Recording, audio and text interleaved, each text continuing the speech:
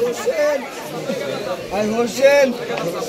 I Hossain Hossain না তুই কিছু কর হ্যাঁ আচ্ছা সামনে দে আমি একটা দেখে